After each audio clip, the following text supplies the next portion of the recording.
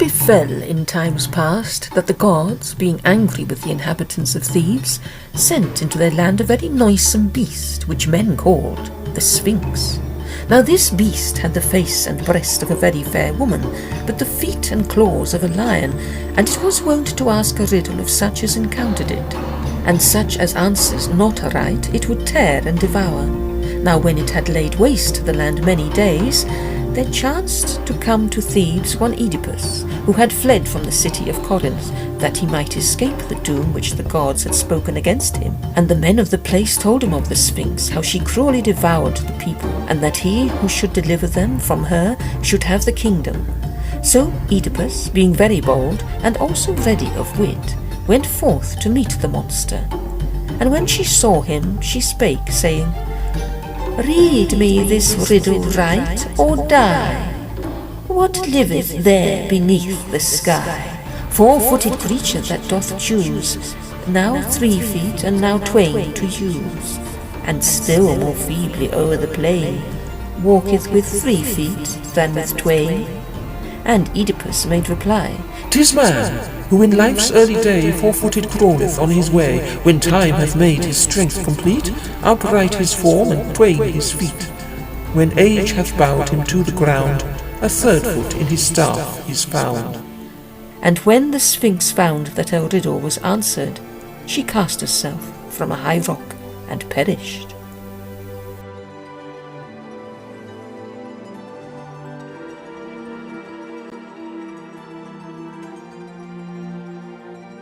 The tail of a scorpion, 1 leg from a donkey, 1 leg from a panther, the claw of a lobster as a right hand, the hand of a monkey for a left hand, the chest of a turtle, the horns of a mountain goat, and then the face of an ape, and eyes of flaming spit. So it's got all of those together. And then I saw in one of the drawings, somebody also it added almost like a coat or like cape. And then, you make her look like she's looking at somebody with these fangs. So she's definitely out to eat you up. Oh, you just would not want to meet her late at night, would you? No, and I think that was the whole point. The whole point is, to scare kids from going out at night, or in some parts also during the day, especially during the hottest part of the day in the summer. But I mean, also I think that was the old people's way of putting a monster together. They draw from nature around them to see, because if you're trying to imagine a monster, it's hard to imagine beyond what you're familiar with. And so one idea is to draw from like the scorpion, the goat, the panther, and the turtle, and then you make this up a little bit. And then also I think there's this whole element of transformation, shifting from human to an animal kind of thing, which is definitely, I think, what's going on with how we don't know how she was created, but there's definitely like a human element, because she's out there to kill the children. She's a monster herself, but she's, her whole image is drawn from the environment around which the people were living. Yeah, well, a little bit, I guess, if we look at Egyptian mythology, the gods, their physical aspects are taken from the natural world. They'll have the head of the crocodile or the head of the jackal, and then the body of a human. And again, in Greek mythology, you have the centaur is part man, part horse. I think let me see if I can get this right. The hauhaua is, I think, unique in this way that it's so many animals put together. And I'm just trying to think, is it like a griffin? But I mean, it's got even more mixture of animals than most of the other mythological creatures I can think of. That just seems massive. Yeah, and I wonder if that's sort of like the Frankenstein's sort of equivalent, but in monster form and from animals instead of from human parts. Yes, it's the Frankenstein's pet.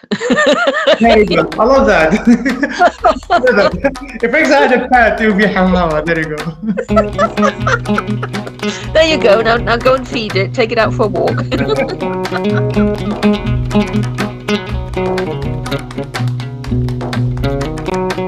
Yeah, somebody got a little bit over inventive one night, and they'd been eating the bottle. Yeah, and I wonder if that's sort of like one of those scenarios where it grows over time, where somebody says with the face and maybe the legs, and somebody would add, oh, it will have the tail of a scorpion and something like that. Yeah, because it's all oral tradition. It's storytelling around the fire, and each time it gets repeated. Something gets added, something gets left out. Yeah, the expression, it grows arms and legs is literal here. It grows Yes! animals, arms and legs.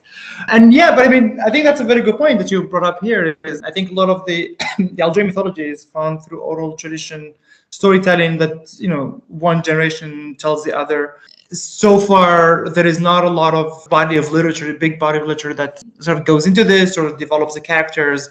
And a lot of it is in the form of, here's a monster going against the villagers. Here's the farmers trying to sort of, fight off a monster.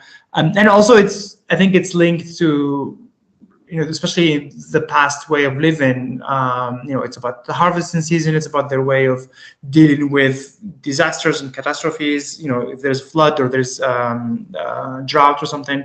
And so, and when you compare, for example, with Dracula or Frankenstein, you have, the whole story developed, and then all of the elements of the story that then grow into become their own universe in a way. That's not what we see here as much as these are creatures that inhabit our world. And sometimes there's a couple of versions of those myths. And then, recently there's been going back to them and trying to adapt them. There's like some beautiful songs that sort of try to embody those myths, but also videos and people going through blogging about them, but also writing. So it's going into the books. But I'm still to see maybe how Hawa developed into her own sort of story and why she became Hawa and what she did. Yeah, because that's quite a magnificent combination. She outdoes the Sphinx. I think she outdoes the Griffin. And is this the one where she also appears wearing the tattered remnants of the clothes of the children that she's devoured?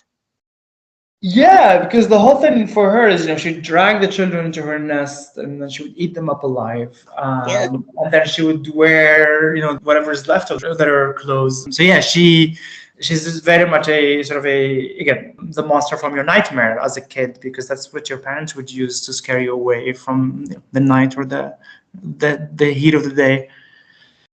Yeah, I find that really interesting that, we tend to sort of in the Western or the Northern Hemisphere, the Western Hemisphere literature tends to be about keeping kids safe indoors at night. So don't go into the forest, don't go out at night because the big bad bear will get you or whatever. And it tends to be about night. It's very rare you get this story of, don't go out in the heat of day because that's when the monster will get you. Yeah, I think that has to do with a little bit with the climate. I think because it's dangerous to be out, especially in the summer, in the middle of July or August. It's dangerous to spend hours in the sun, especially in the afternoon. So as a kid, my parents, especially my grandparents, they would have they'd have two monsters, one for the night and one for the siesta time. So they call it and it's a donkey for some reason. Again, so it's a donkey of the siesta time, and then there is a donkey of the night, and they're both supposed to be these scary monsters. And then if you get out when you're not supposed to, then they're going to get you. So you're supposed to play out in the morning, but then come back for lunch and stay until late afternoon when you can come out. And then at sunset, you're supposed to come back in because again, the other monster is going to get you. But I want to play with the donkey. Yeah, I mean, I know, right? This sounds too cute, but very, very practical. Yeah. Okay. But so I mean, yes. Yeah, so what's this donkey going to do to you? He's going to eat you. Yeah, and then so the thing is, and then I think. Another donkey-like monster I came across is called the Mule of the Graves, a hybrid, or cryptid, made up of part woman, part mule, which itself is a hybrid of horse and donkey, that sleeps in graveyards by day and hunts out men by night to feed off them. The Mule of the Graves is a shapeshifter and never harms women. According to legend, this monster was once a human woman, happily married, who lost her husband to illness. The mourning period in her region was 4 months, but instead of mourning she took a lover, and so by divine command was transformed into this part beast, part human, with extraordinary powers and red burning eyes. then I think maybe, I don't know, they probably used the donkey because, again, the donkey is a big part of the Algerian culture, because especially, out in the mountains, they're the best way for, people to get around. Especially when there's hills and mountains, that's really your best friend. But also in small cities where the streets are narrow, actually until today, the donkeys in Algeria are used, especially in the Kasbah, which is the Medina, the old part of town. The streets are very narrow, and there's lots of stairs going up and down, and so you're not able to get a garbage truck to go collect the the garbage. So you have the government still uses donkeys to go pick them up because that's the best way to do it. Yeah. The ass or donkey has traditionally been regarded as a beast of burden, as the dupe or scapegoat. Aesop's fables contain several tales involving a donkey that either carries too much and so dies, or is easily tricked by fox or lion, or makes a dupe of himself, as in The Donkey and the Lapdog.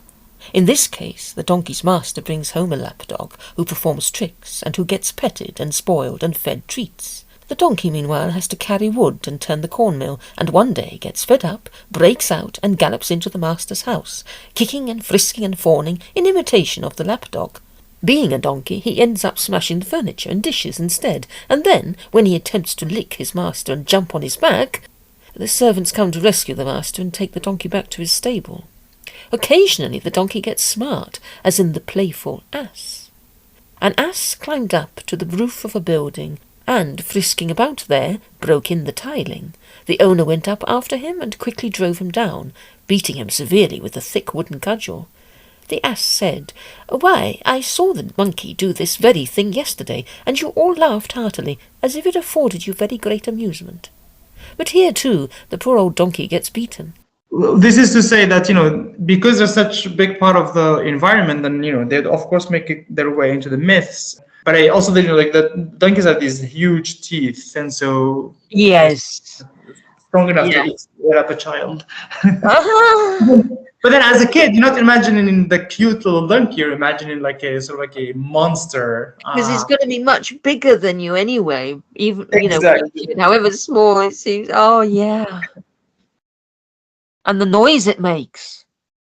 Yeah, there you go. There's a noise. Yeah. Wow. Okay, I'm seeing donkeys in a whole new way now.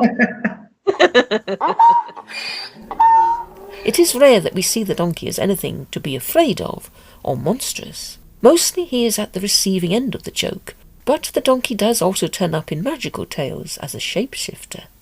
One of the earliest such tales being The Golden Donkey, or Metamorphoses, by Apuleius. We crept to the room where Pamphila was, and peeped through a chink in the door. The witch undressed herself, and then took some boxes of ointment out of a casket, and opened one box, and smeared herself with the stuff it contained. In the twinkling of an eye, feathers sprouted out of her skin, and she changed into an owl, and flew out of the window. "She has gone after that handsome young gentleman," said Fotis.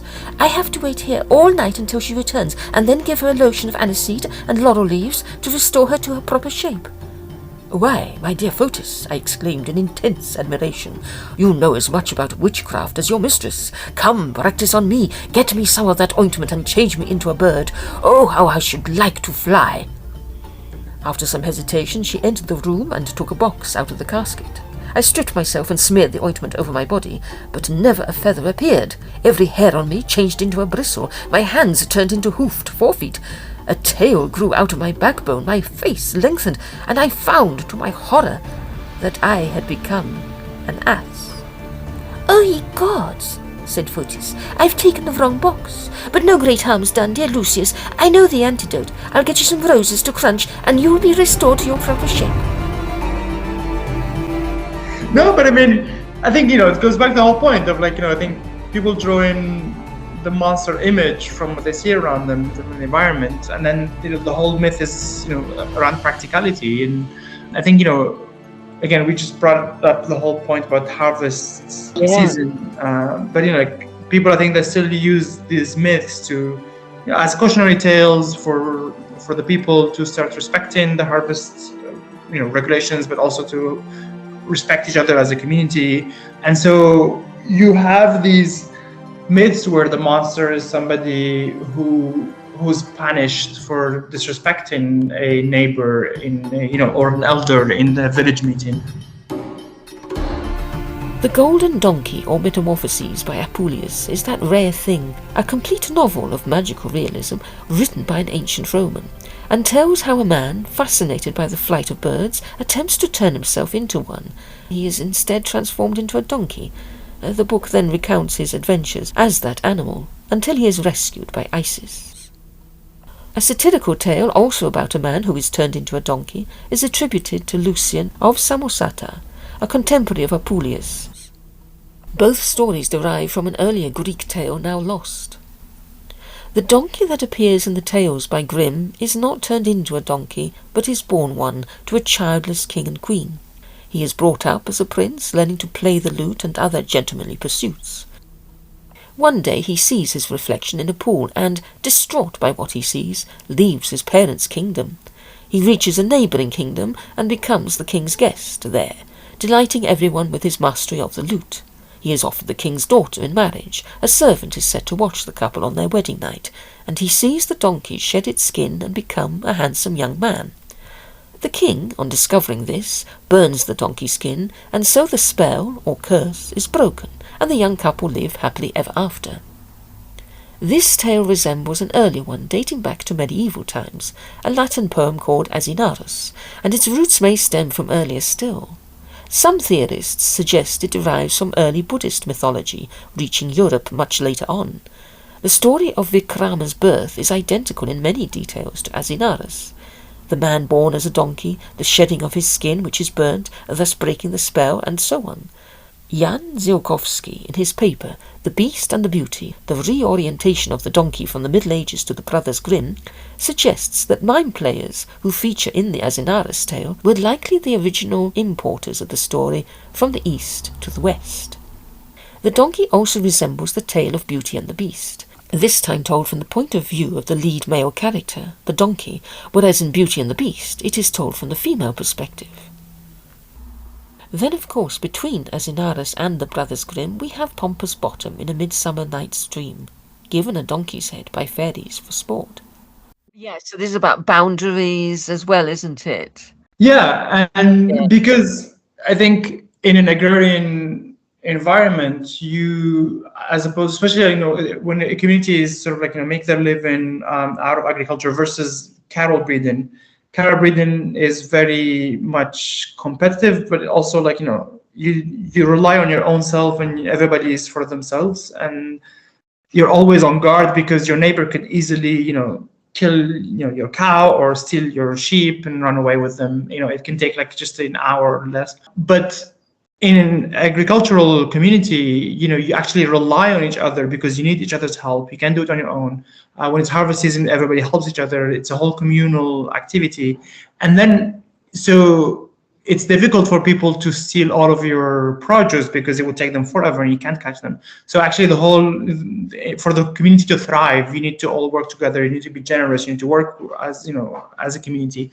Then you have these myths that come into play because then you're telling, okay, well, this is what happens if you don't follow the rules. The Benuva is an example of this guy who raised his voice during elderly meeting during the harvest season, and so as a result his legs became tree trunks, so he sort of turned half into a tree, and then they had to build a little cottage around him, so he became almost like a monumental sort of reminder of